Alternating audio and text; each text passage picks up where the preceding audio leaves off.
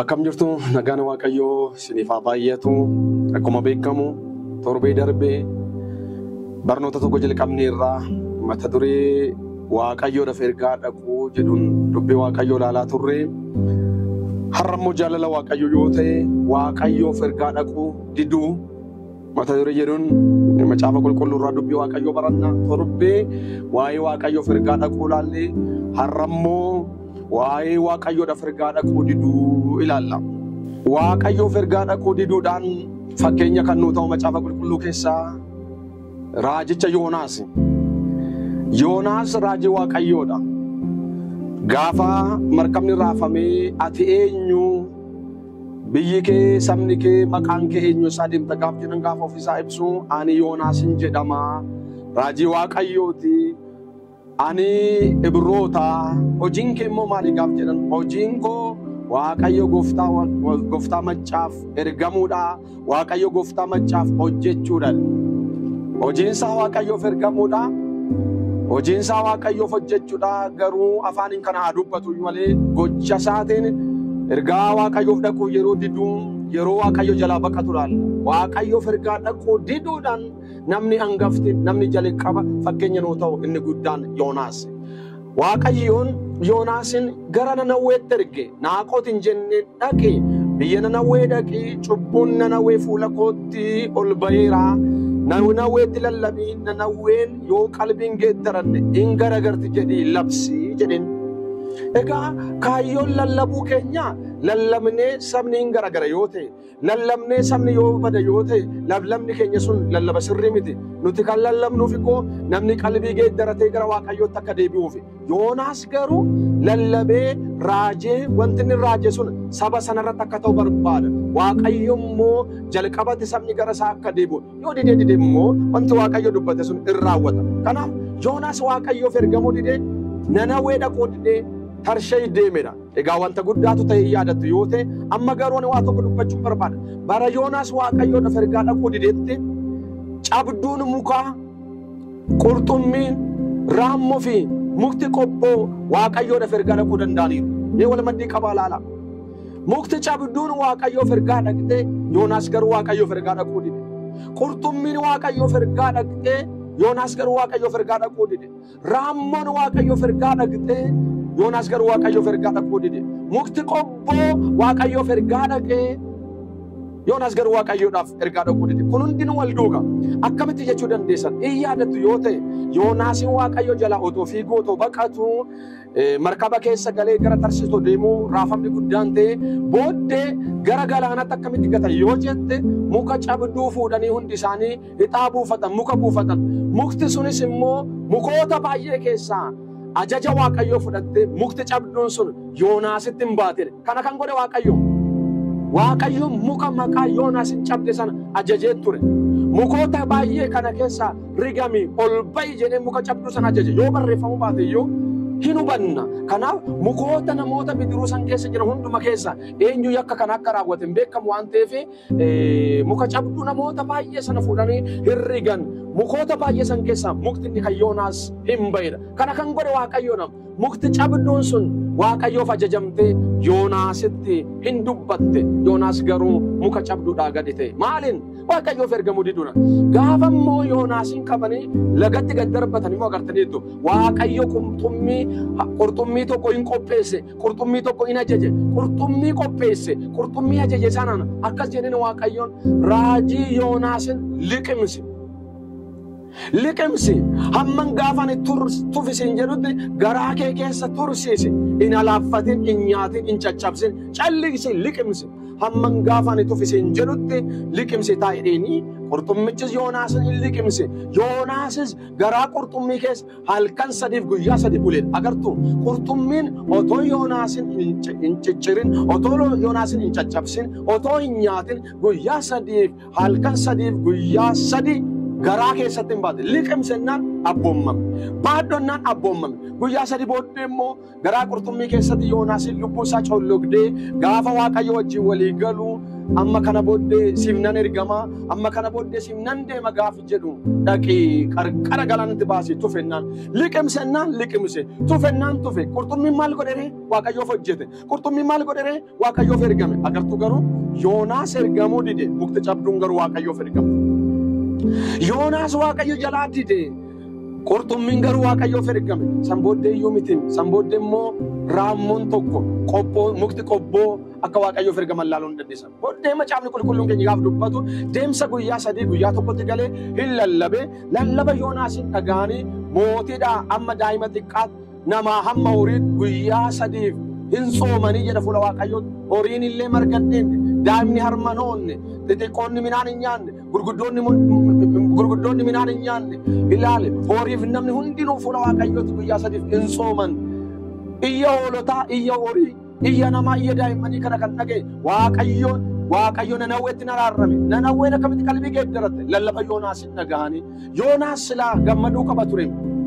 Deebi'uu Nanawweetti hin gammanne Yoonaas in aare. Maaf garagarfamuu didan akkuma lallaba jedhe. Nama maqaasaaf jiraatu, nama ulfina mataasaaf jiraatu. Tajaajiltoonni baay'een akkasi. Waaqayyo karaa koo dubbatee akkuma dubbatee hin cabse hin rukkute. Kaayyoon keenya inni guddaan cabsuu miti.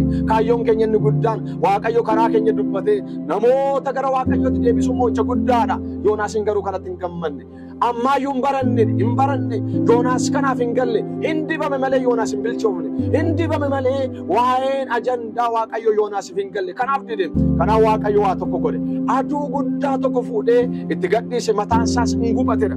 San booddee du'a kadhate ana abboota korra hin caalu hin gungube najjeesi jennaan Waaqayyoon guyyuma tokkotti gargaarsa nama tokko malee mukti qobboo tokko akka biqilu hin godhe. Mukti qobboo tokko battalumatti biqiltee Yoonaasiif gaaddisa taateedha.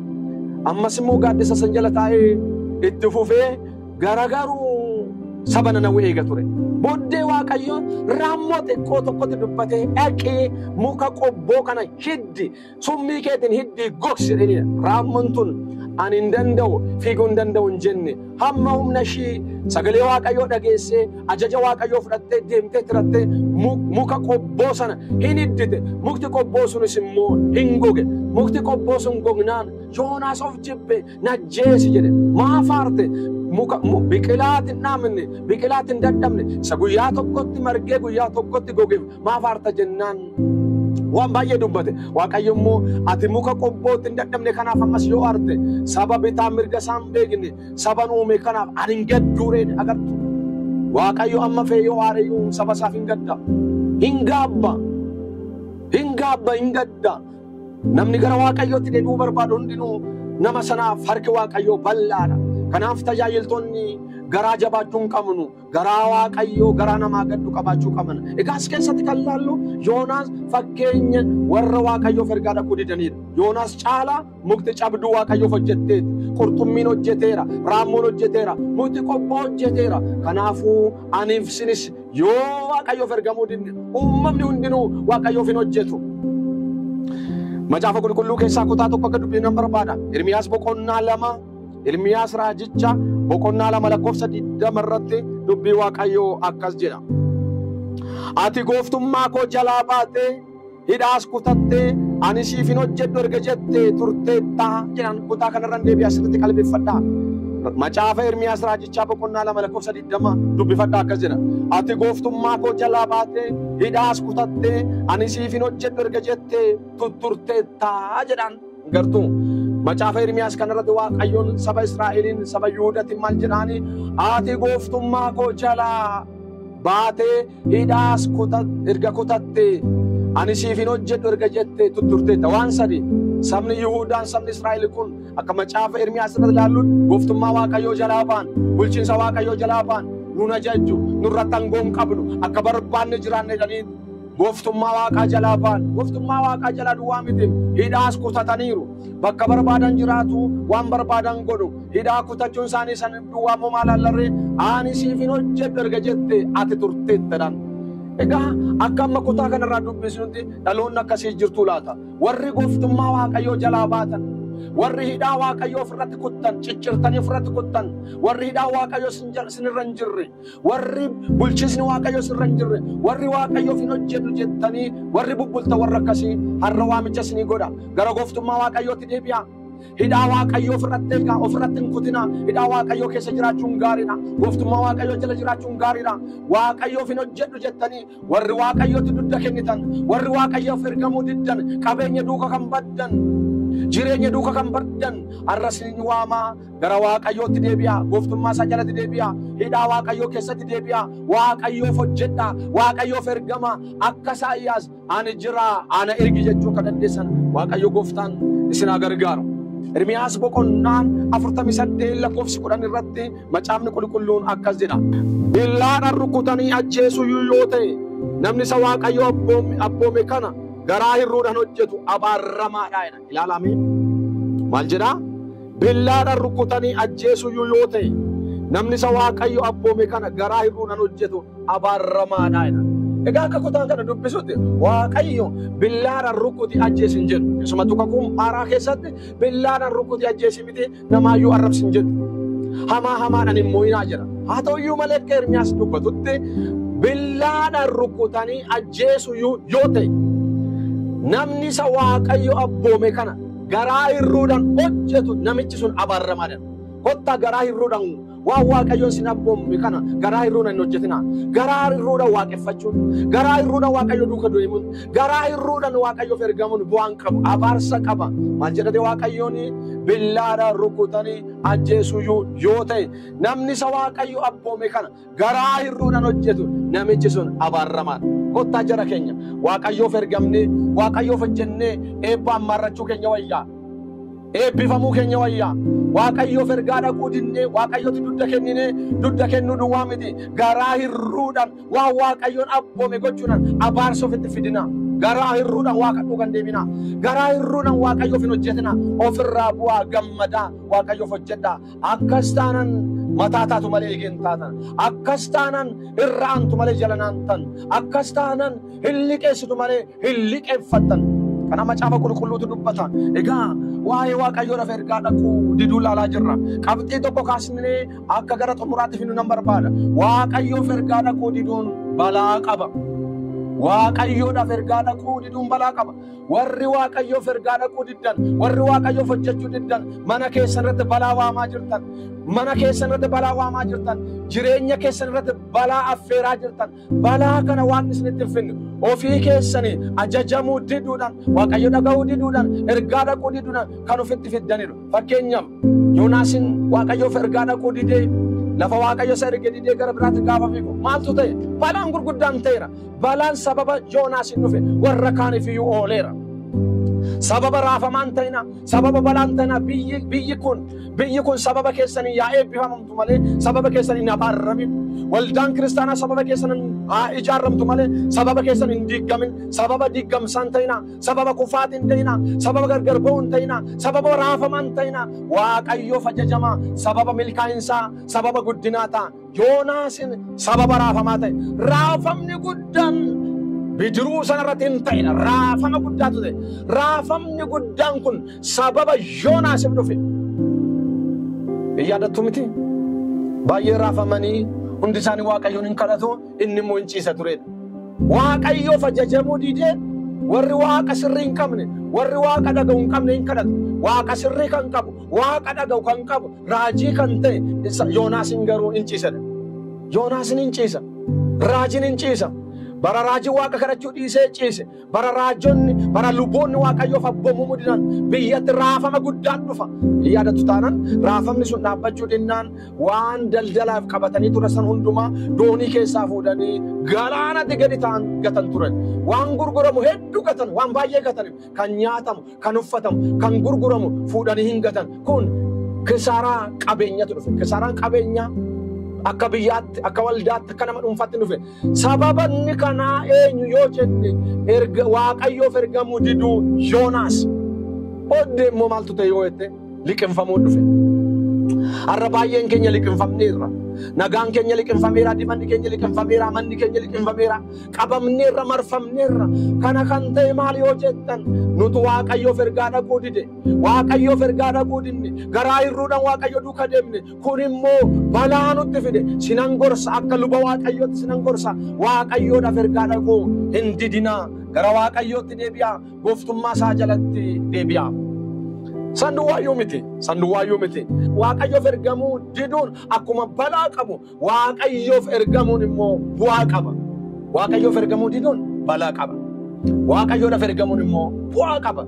Warri Waaqayyoof ergamaa jirtan gammadaa. Isin gatii qabdu Waaqayyo biraa. Isin bu'aa qabdu Waaqayyo biraa. Waa'ee keessa Waaqayyoon dubbata. Waa'ee keessa Waaqayyoon falma. Waa'ee keessa Waaqayyoon hojjeta. Waaqayyoof ergamuun gowwummaa miti gamnummaadha. Warri Waaqayyoof ergamaa jirtan jabaadhaa itti fufaa ergamaa. Seera ba'uu boqonnaa 23 waliin akka dubbisnu nan barbaada. Lakkoofsa 25 irraa jalqabee akkas jedha. Ana Waaqayyo gooftaa keef hojjedhu sirriitti hubadhaame. Ana Waaqayyo gooftaa keef hojjedhu. Ani immoo midhaan kee bishaan kee nan eebbisa. Dhukkuba si keessaa nan balleessa. Biyya kee keessa dubartiin ulfirraa ba'u yookiis immoo dubartiin dhala dhabdu hin jiraattu. Bara jireenya kee guutuutti siif nan kenna. Ani naasisuu keetiin dura nan erga. Namoota ati dhuftu hundumaa wallaalchisa. Diinonni kee hundinuu dugda sitti gatanii akkasi jalaa fiigan nan godha. Jee raawwate gasii kee. 29 qabee lafti onaa ta'ee bineensi wal horee akkasitti hin baay'anne ani waggaa tokko keessatti saba sana si duraa hin ari'u. Amma ati hortee baay'attee laficha dhuunfaa kee godhatu xinnoodhaan fuula kee duraa isaan nan baasaa jedha. Ilaalaa kutaa kana gaafa qo'annu Waaqayyoof ergamuun Waaqayyoof hojjechuun akka bu'aa qabu akka gatii qabu laalla. Ilaalaa Waaqayyoon saba sanaan akkas jedhaan isin ana Waaqayyo gooftaa keessaniif hojjedhaa. Ati nama Waaqayyoo raajonni luboonni mootonni ana Waaqayyo gooftaa keessaniif hojjedhaa. Isin waa'ee koo faarfadhaa. Isin waa'ee koo lallabaa. Isin waa'ee koo fiigaa. Anaaf hojjedhu gaafa ati anaaf hojjette ani immoo midhaan bishaan kee nan eebbisaa jedha. Ati maal laa godhi? Ati anaaf hojjedhu gaafa anaaf hojjettu gaafa anaaf ergamtu. Ani Waaqayyo gooftaan inni ati naaf hojjette inni ati naaf ergamte ani Waaqayyo immoo midhaan bishaan kee nan eebbisaadha. Midhaan bishaan eebbifamaan eessa jira yoo jette Waaqayyoof hojjechuu keessa jira. Eenyu midhaan eebbifamaa bishaan eebbifamaa nyaatee kan dhugu yoo jette warra Waaqayyoof hojjetan warri Waaqayyoof ergaman midhaanis fi bishaan isaanii eebbifamaadha. Sanduwaayyuu miti ati ana Waaqayyo gooftaa kee hojjedhu yoo naaf hojjette dhukkuba si keessaa nan baasaa. Tarii dhukkuboonni tokko har'a nu keessa kan jiru kadhannee nu keessaa ba'uu kan dide tajaajila harka nurra kaa'ee nu keessaa ba'uu kan dide dhukkubni hundi seexanarraa miti. Dhukkubni tokko Waaqayyo irraa jira. Waaqayyoof abboomamuu diduudhaan Waaqayyoof ajajamuu diduudhaan kan ka'e dhukkubni tokko dhufeera. Waaqayyo akkas jedha ati ana Waaqayyo gooftaa keef hojjedhu ani immoo dhukkuba si keessaa nan baasa. Dhukkuba si keessaa nan baasa. Bara jireenya kee guutuu siif nan kennaadha. Ani naasisuu kiyyaan dura kee nan deema. Diinonni kee hundinuu dugda sitti gatanii akka isaan si baqatan akka isaan si jalaa fiigan nan godha. Yoo maal goote? Yoo ana Waaqayyo gooftaa koof hojjette diinota keetu dugda sitti gatee si jalaa baqatu. Karaa torban sitti dhufa karaa tokko sitti dhufanii karaa torba si baqatu. Yoo maal goote? Yoo ana Waaqayyo gooftaa keef hojjette bara jireenya kee guutuu godhee sii kenna. Umurii quuftee dulloomtee duuta. Yoo maal goote? Yoo ana Waaqayyo gooftaa kee hojjette yeroo malee hin duutu yeroo malee hin baddu dhukkuba si keessaa nan baasa dhukkubaan rakkatu midhaan bishaan kee nan eebbisa. Kun hundinuu akka ta'uuf garuu Waaqayyoodhaaf hojjechuun Waaqayyoodhaaf ergaa dhaquun baay'ee murteessaadha. Akka of ilaaltan nan barbaada. Inni agarsiis kee maal jedhaa? Ani warra kana si dura ari'ee nan baasa lafa bukkeetiin sin galchadee kana garuu waggaa tokko keessatti ari'ee hin baasu jecha kana hubadhaa. Waggaa tokko keessatti kana hin godhe. Waaqayyo waggaa tokko keessatti kana gochuu dadhabee otoo hin taane waggaa tokko keessatti gochuu hin danda'a. Garuu amma ati hortee laficha dhuunfaa kee godhattutti bineensi wal horee sitti baay'atan malee waggaa tokko keessatti ari'ee baasuu hin danda'a. Maalan godhare amma ati hortee baay'atu xinnoodhaan fuula kee duraa baasee isaan ari'aadha. ilaala waaqayyo halkan tokkotti nu eebbisuu hin dadhabu halkan tokkotti nu guddisuu hin dadhabu hin danda'a dadhabeeti miti maali waaqayyo waggaa tokko keessatti torbee tokko keessatti halkan tokko keessatti waa godheen bulli warri jettan dhaggeeffadha waaqayyo gochuu dadhabee miti ati hin baattu si bilcheessaa si jabeessaa si bilcheessaa si jabeessaa deemaa akkasitti si eebbisa xinnoodhaan si eebbisa xinnoodhaan si eebbisa dabalaa bulta wanti guddaan dabalaa buluudha gadi deemaan bultu dabalaa bulta waaqayyoof hojjechaa guddachaa bulta bari'aa deema gaafa waaqayyoof hojjettu sitti hin dukkanaa'u Abrahaamiin waaqayyo akkas jedhe si eebbisaan si eebbisa si eebbisa waaqayyoon kaleessa sin eebbiseera har'a si eebbisa boru si eebbisa eebbi keessan hin dhaabbatu gaafa waaqayyoof hojjettan eebbitti fufaan mana keessanitti in ajajama waaqayyo gooftaan nu haa gargaaru egaa saba waaqayyoof ergaa dhaquu diduun ilaallerraa waaqayyoof ergaa dhaquu diduun balaa qaba kisaaraa qaba raafama qaba liqinfamuu qaba waaqayyoodhaaf ergaa dhaquun waaqayyoof hojjechuun immoo bu'aa qaba minaan namaa bishaan namaa eebbifama dhukkuban nama keessaa ba'a morri nu hin danda'u waaqayyootu nu eega waaqayyo nu tiksa naasisuu waaqayyoo dura keenya ba'a kun akka ta'u barbaannan warri raafamaa jirtan warri kisaaraa keessa jirtan warri nagaa dhabdan warri liqinfamtanii waan goota wallaaltan sinan gorsa gooftummaa waaqayyoo jalatti deebi'aa sinan gorsa hidhaa waaqayyoo keessatti of eegaa sinan gorsa waaqayyoof hojjechuun didinaa kana hin gootu yoo ta'e waaqayyo gooftaan isin gargaara